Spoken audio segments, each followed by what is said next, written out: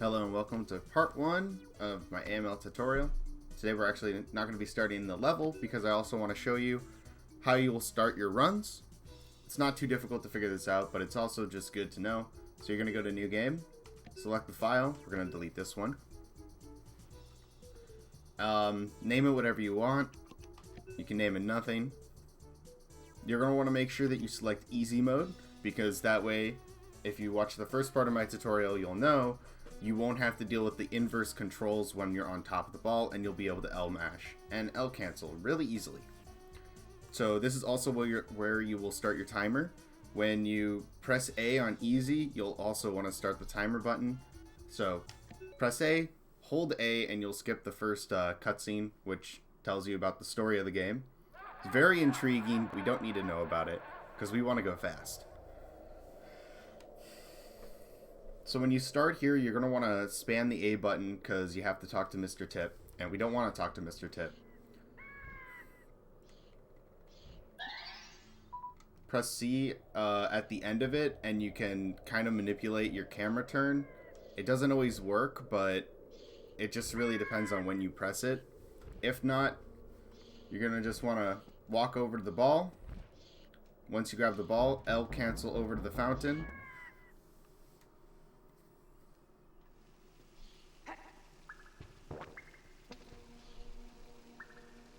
When it flashes green, you can start to press start.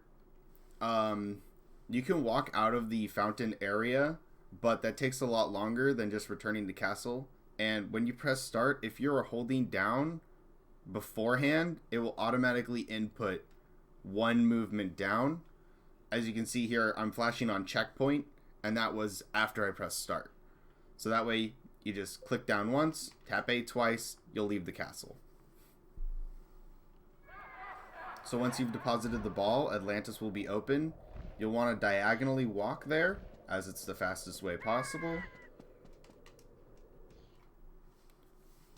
And then once you get into the level, you'll want to do the same thing. Just diagonally walk to the next, it's the first open door.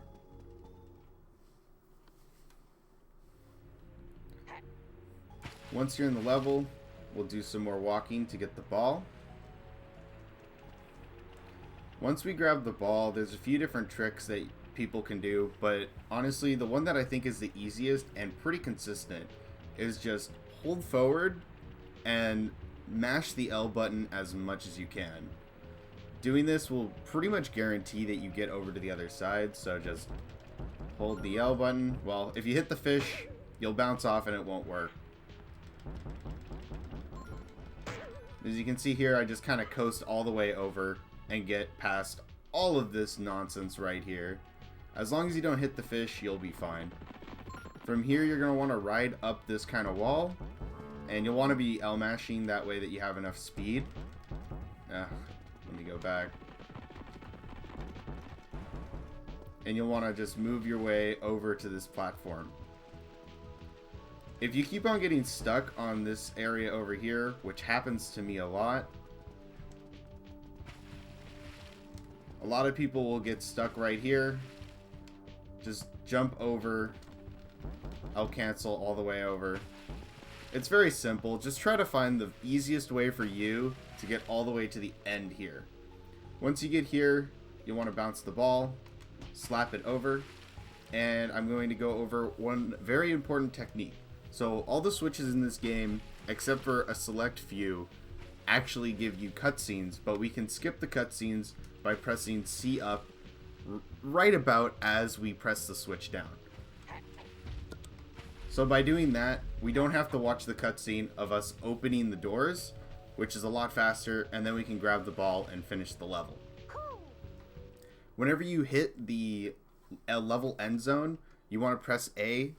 It'll skip the animation of him dancing around the ball once he grabs, well, like once you enter it. So you'll instantly go to the title card where it tells you how well you did on the level, how fast you were, how many garabs you grabbed. You can also press A through that because it's not information that's relevant for the AML speedrun. And that's basically it for Atlantis 1.